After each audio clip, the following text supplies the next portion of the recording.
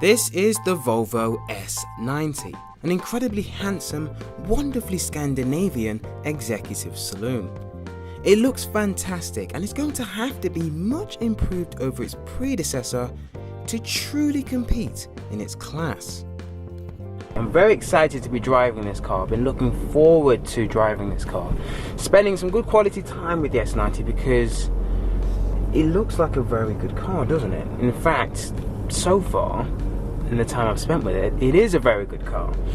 Now I've driven the XC90, the latest generation XC90, and this new platform that Volvo are building their cars on, it's quite refreshing, it's very stylish, it's very unique.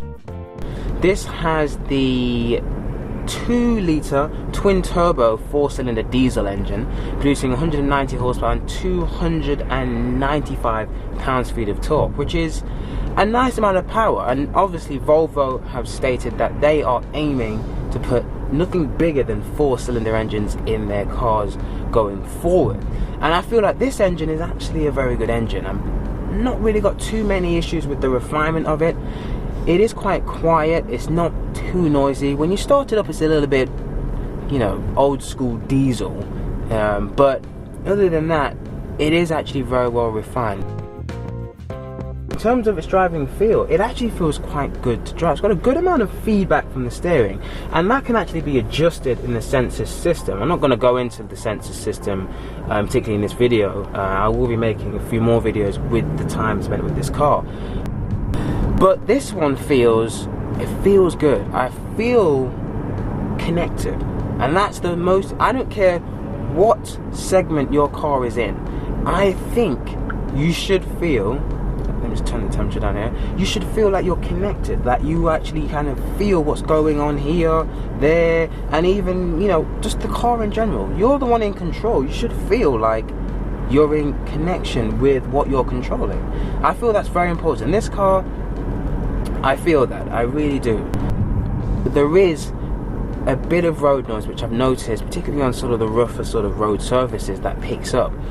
That's not as good as its German counterparts. Speaking of which, this car has a lot of competition, some incredible competition in fact. We're talking the Jaguar XF, the Mercedes-Benz E-Class, the BMW 5 Series, the Audi A6, which I'm pretty sure you've seen a lot of on the road.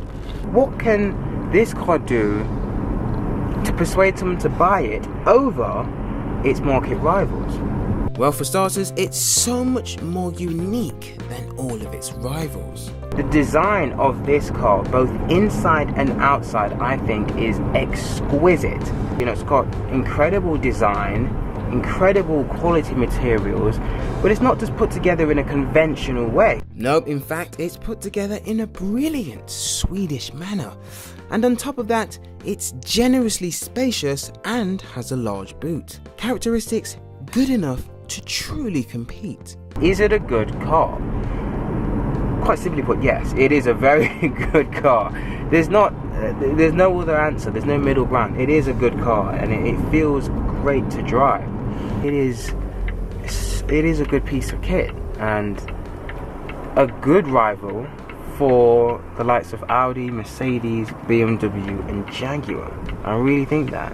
I think Volvo, this investment they've made in refreshing the platforms of their cars and providing better, more premium cars, more stylish cars, more authentically Volvo Swedish cars, I think that investment is paying off because, you know, when Volvo were owned by Ford, we weren't getting this level of this sort of premium feel. It was always falling short.